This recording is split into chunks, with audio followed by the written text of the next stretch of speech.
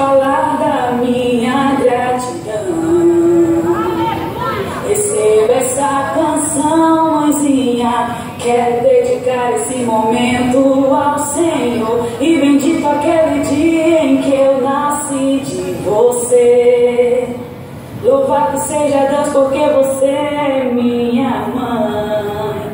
Olá, mãezonas. O grupo de mocidade, junto com essa linda apresentação do Moriá, parabenizamos a você por esse dia especial. Que vocês se permitam ser sempre usadas pelo Espírito Santo, porque hoje somos resposta da sua oração. Que Deus abençoe a cada uma. Desejo um feliz Dia das Mães e um beijão.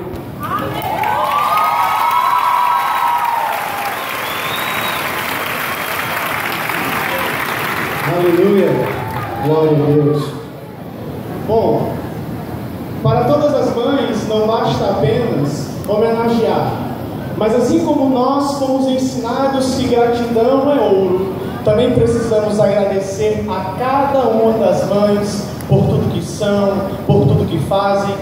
Nessa noite, representando o Departamento de Escola Bíblica Quadrangular, a classe Rebecas trará uma apresentação